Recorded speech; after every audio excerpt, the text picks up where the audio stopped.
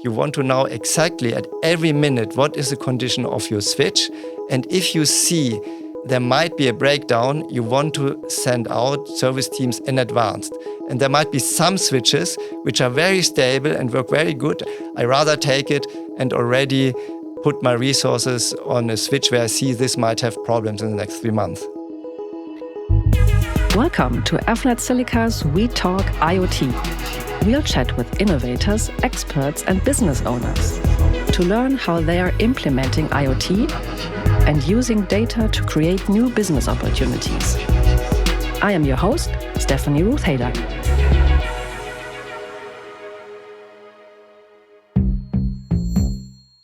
Today, we are diving into a critical piece of infrastructure that millions depend on daily: railway systems. Our guest today is Oliver von Sperber, Managing Director at AXO Track, a German company revolutionizing how railway operators maintain their complete switch infrastructure. And I learned from you in our briefing call that 20% of train delays stem from these switch malfunctions. And they cost operators millions and they frustrate passengers worldwide.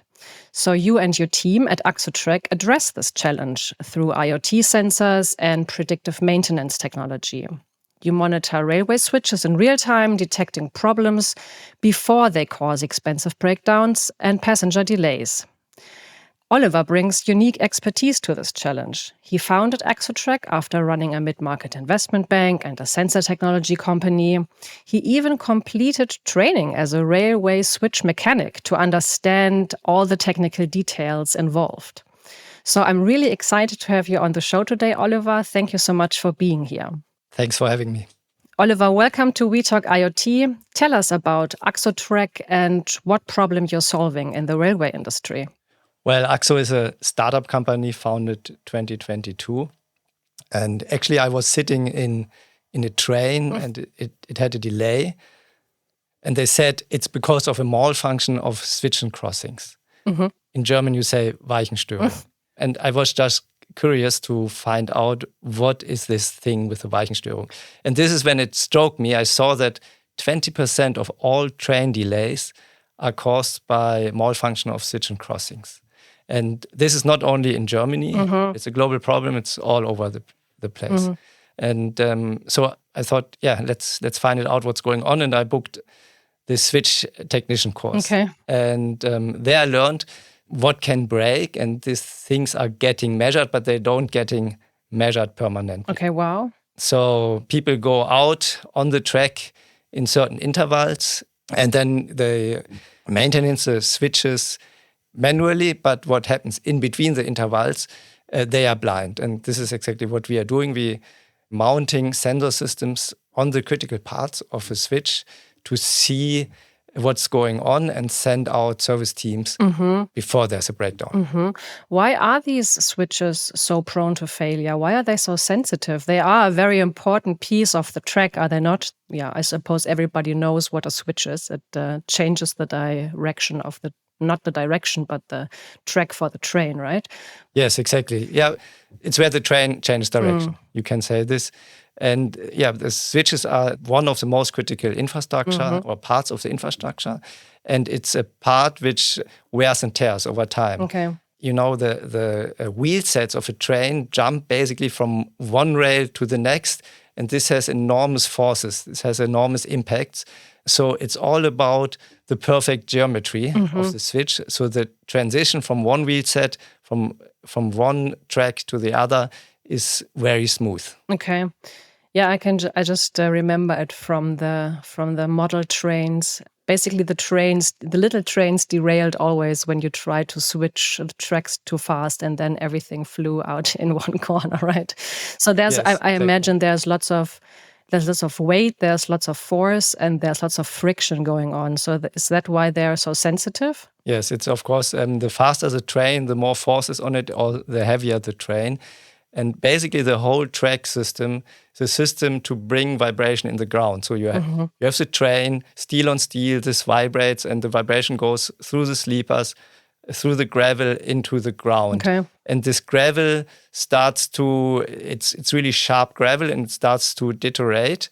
then the whole system starts to move, and this gets stronger and stronger by time. And you have to detect when there's a point of no return and do maintenance before this happens. And in the course you took, what did you learn? Is it that where you thought about what company you want to build and what product you want to make? Yes, exactly. I really was curious and was wondering, why are you not measuring this? There are some parts which are getting measured, but other parts which nobody cares about it. This is where I said, okay, let's try, let's have a look. I discussed this problem with specialists at Deutsche Bahn and said, this is something you have to develop on the track. And when I get a pilot track to develop this, was a moment where I said, okay, makes sense. I'm founding AXO. Fascinating. Before we dive into your sensor technology and what it is that you do, yes, no one ever thought about this before to do. No, it. there are solutions in the market to measure it, but not on all critical parts. And this is basically due to development of sensor technology.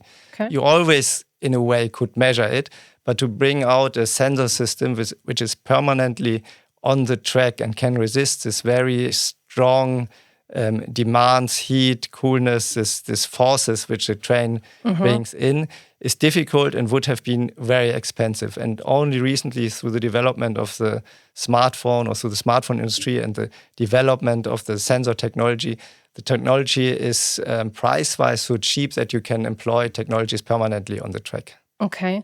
What do you mean by permanently? It's always there, autark, in the best way, without having any power source driven by batteries or solar cells, why solar cells are very difficult on the track because of the dirt. Then, of course, you don't want to change batteries every 6 months. So it should run for years, because you cannot just go on the track. You know, if there's an ICE coming by with over 160 kilometers per hour, you don't want to be anywhere near. Yeah, I imagine. So how does your IoT sensor technology work? What parameters are you monitoring on these switches? We are monitoring mainly vibrations, but also temperature and humidity. And this helps you then analyze kind of the health of the switch? Exactly. You can really see every wheel set. We can even identify through the patterns exactly which train is going over the track and in which speed and so on. And there you can really see what is the impact on the track and on the switch. Interesting. I suppose you can also then loop that back and make deductions what maybe trains need to look like in the future to help sustain critical infrastructure. Or is that too far? I think that the rolling stock, how they say, that the trains, it's basically the railway industry is divided perhaps in this rolling stock and the infrastructure. And we are more on the infrastructure side. The rolling stock side already for many years have a lot of IoT systems in place, and the infrastructure science lags a little bit behind. Okay, I understand. Tell us about the technical challenges of deploying these sensors. You just mentioned dust and vibrations. Railway infrastructure operates in extreme conditions, and especially in Europe, where you have then also different seasons. I suppose in southern countries, it's more heat-related problems. In northern countries, it's more frost or cold-related problems. How do you ensure reliable data connection? The data connection is ensured by 5G network, a cellular network. So we send the data over the 5G network. So if the one train passes the switch, you have 100,000 of data points. And it makes no sense to send 100,000 of data points, for example, to Deutsche Bahn. What are they doing with this? So you have to have an interpretation algorithm. And to keep the battery spending very low, you interpret this data already on the embedded system and then just send the results. Oh, interesting. So the system collects the raw sensor data and then turns it into actionable insights for the maintenance teams already on the track. Yes, we can basically we can ask the system either send raw data or send results. But in, let's say, in permanent use, they're just sending results, of course. And to circle back, you mentioned that smartphone technology or the evolution of the smartphone technology helped accelerate your innovation. What other factors have made IoT-based railway monitoring possible now? There's no other way than to look into digitalization of the railway network. You see, Deutsche Bahn wants to double passengers until 2030, and this is also really the political will. You have the Green Deal, which says we want to reduce CO2 emissions until 2050 by 30%. And if you want to do this in the transport sector, you need to shift traffic from the plane to the rail, from the street to the rail. And you cannot just double the infrastructure. In a way, we have a good infrastructure, but this means you need more trains on the tracks in a higher frequency and perhaps also with higher speed. And this increases the stress on the infrastructure, which is, as probably everybody know, anyway already old. So then at the same time, you have a shortage of skilled workers. So you have very experienced, very motivated workers, but a lot of them, they're going to retire and you don't get enough young people. If you increase the stress on the tracks, you also need to maintain this more. To maintain the track, you need pauses where the trains can't go. If you increase the frequency of the trains, you have less pauses to go. So there is a strong need to go in digitalization and doing this. At the same time, it's a very regulated market because it's all about, in the infrastructure, it's all about safety. Yeah. You want to avoid accidents. So this is why you have rules where track workers go out in certain intervals and go step by step, which is also right to do this. And the rate of accidents in Germany is very, very low. So this is always the first priority, avoid accidents. So, but you have to shift this rule. And this takes time, of course, to shift rules because you have long trial phases where you see, okay, we are sure that in certain ways, sensor technology can take over the view of a railway technician or even improve it. And the issues you mentioned, older infrastructure, lack of investments, I suppose, shortages of skilled workers, that of course, Germany is a good example, obviously, since this is where you started the company. But this goes, I think, for most of the European system, right? For France as well, for the UK. I always think that in Japan, the trains are supposed to be really modern and fast and digitalized. Can you tell us a little bit about the market in Europe or the inspiration you're getting from other areas in the world? So in Japan, they have different trains. They have also different materials on the switch and crossing, so it's slightly different problems, but they still have this problem. So we're also in discussion with Japanese switch manufacturers. Oh, cool. It's actually quite interesting. So the railway infrastructure, so the average age of switches in Germany is over 20 years. And this is also okay. A switch can be so old if it's taken care good. So the rail equipment is a very long-term planning process. So you need to plan for 10 to 30 years. This is the best. Very often the political framework gives not this long planning period and are not giving the necessary budgets. Or more importantly, the supplier industry don't have the capacity. So the best thing you could do would be just close the whole net down completely, renovate it 2 years and then it's there. But even if you would do it and even if you would put the funding in this, the industry doesn't have the capacity to do it. You have to do this step by step. And what politics could do is create something like an infrastructure fund like you have in Switzerland, which works very good, also in Austria. So you have a long-term planning horizon. In Germany, you have only 12 months.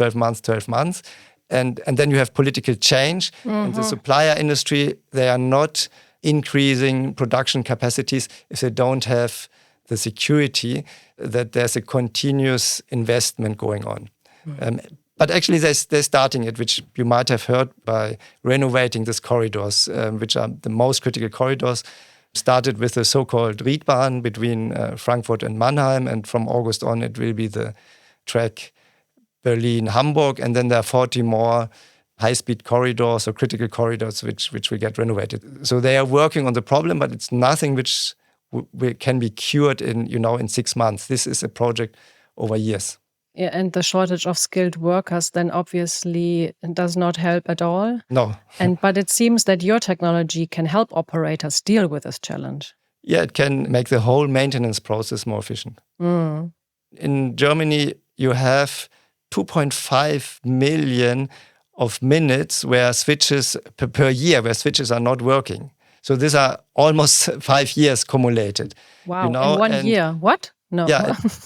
What happens? If there's a malfunction, the whole track gets closed and the trains are getting rerouted, and then people have to go out and check the switch and also repair it. And if you don't have enough people, it takes time till they're out of the track. And then they have to check it, and then they might change some component, and it might not be on the warehouse, it needs to be ordered.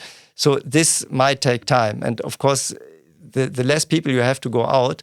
So what you want to avoid, avoid a breakdown. So what you want to do is you want to know exactly at every minute what is the condition of your switch. And if you see there might be a breakdown, you want to send out service teams in advance.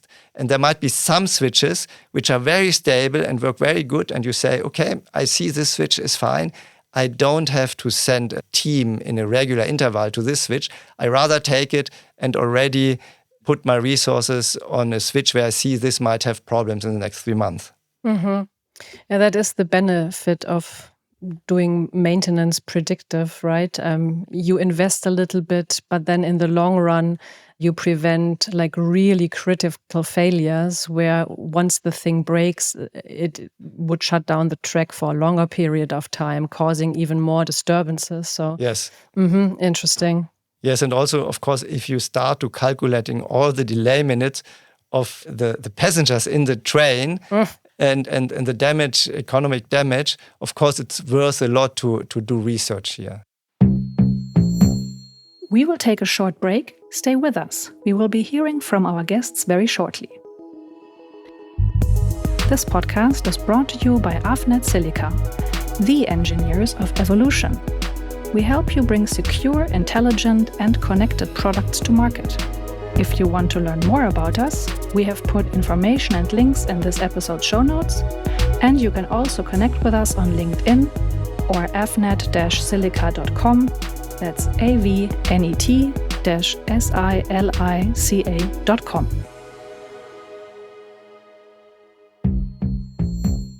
How do you prove the effectiveness of your system to potential customers? What metrics matter most to railway operators?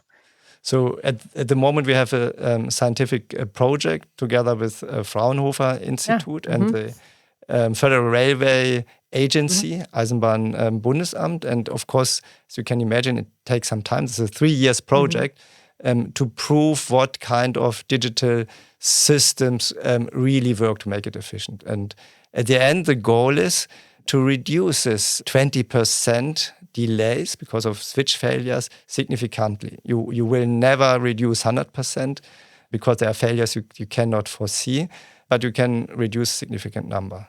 Interesting. Is it the Fraunhofer IML for the logistics department? It's Fraunhofer IVI. There's a deep knowledge about the tracks, and it really makes sense. So everybody has to work together here. Even the different supplier of sensor technology, there should be an exchange, and then you should see what is the best solution for which component. Yeah, it's really interesting that you have the operators, the suppliers, researchers, and the government all pulling together to make the system better in general. Yeah, in Germany you say dicke Bretter bohren, so you really have to drill deep down. It's long term, but it's also very rewarding because you can really make an effect. You can really improve the system railway, which I think it's on the one hand an old system, but it's a system which is very important going into the future. Yeah, as you mentioned, it is the most sustainable and environmentally friendly way to move a lot of people at the same time, right? There's nothing compared to the CO2 emissions. The trains are just the most efficient and the with the lowest CO2 emissions. Yes, if it is electrified, but it's a most energy efficient way of mass transport, because you have steel on steel and you hardly have any friction. So if you imagine a car, to push a car which has a weight of 1.5 tons, you cannot push it with one finger. But if you have a wheel set of a train which is just on the rails, and you can push it with one finger and it starts to roll. Really? Yes. I have to try that next time I'm at the stage. You have to find a wheel set, Okay. and a track where you can push it. Regarding the investment, you are also looking to Austria, to Switzerland, where they have different approaches in infrastructure investments. What lessons are you applying to your European expansion strategy? There's a very tight, let's say, exchange between Germany, Switzerland, Austria, between the professionals, the technicians, but also between France. So there are certain conferences where there's an exchange, and we're talking with all of these people, and of course they're looking very careful what we are doing in Germany. Mm-hmm. Can you talk a little bit about your future plans? So our home market is Germany. We really want to improve it. We want to reduce the Weichenstörungen, the breakdown of switch and crossings. We want to improve it, and then we look at other European markets, which is UK. We have already discussions with France. We are in discussions with Austria and Switzerland. By the way, it works much better, the railway network, but they also have other circumstances there. But still, they have the same problems, and you can still improve it. Mm-hmm. You know? Also in the US, the freight lines are very interesting. Also, passenger traffic in the US is growing. The Asian countries are also interesting markets. China is a very interesting market. Mm-hmm. What role does artificial intelligence play in your predictive maintenance algorithms? I think it's a very important role. It's getting played, and it gets more and more important as the technology improves.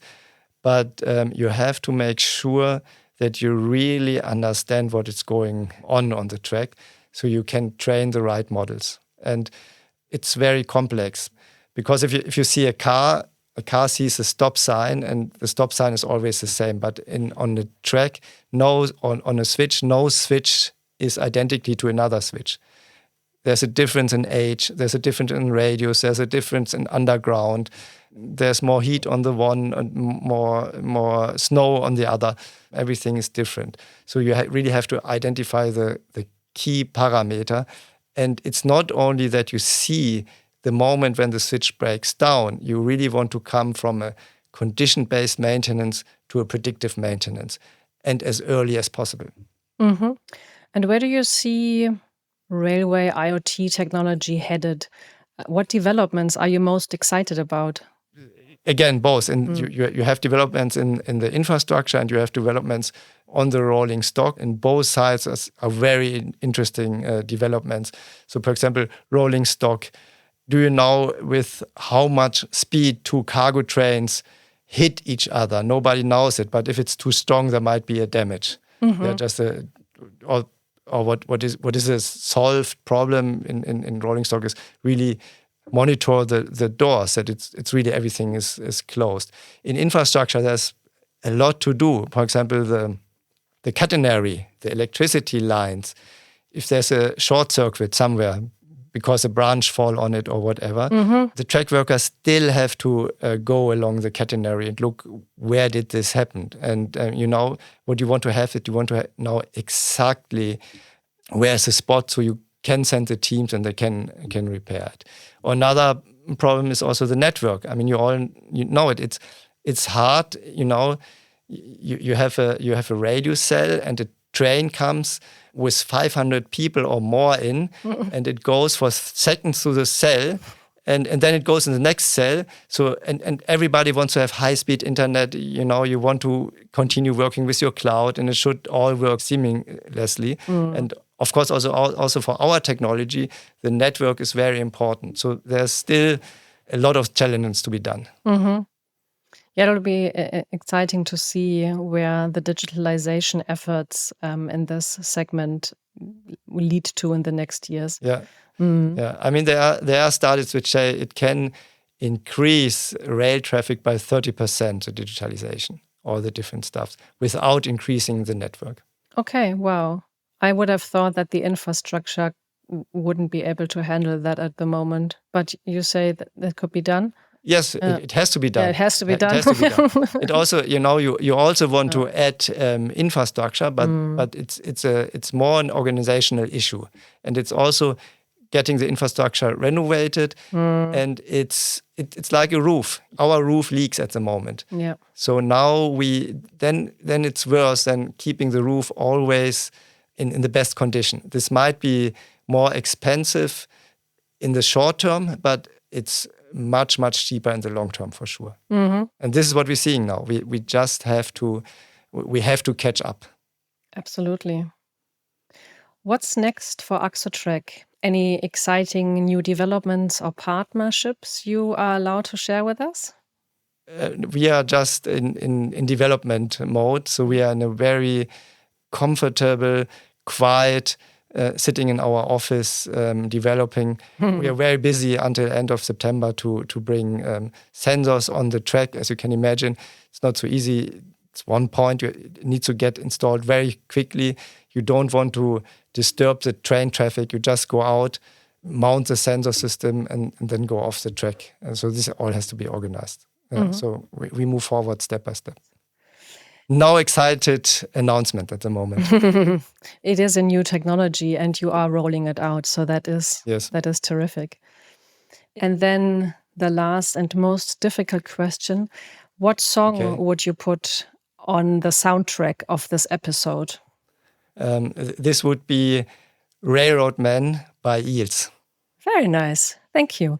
I will put it on. We have a playlist on YouTube and on Spotify, and it is growing. And so it is now. Great. Yeah, it I is love this song. A very nice addition to the compilation. Thank you so much. Thank you. Oliver, it has been a pleasure having you on the show. Thank you so much for sharing your insights. I'm really excited to see where your company and your technology is going. And I wish you all the best of luck. It was really interesting to learn how IoT sensors can transform railway switch maintenance and what it all impacts with one little piece of technology for such a critical piece of infrastructure. Thank you so much for sharing all your insights and your knowledge.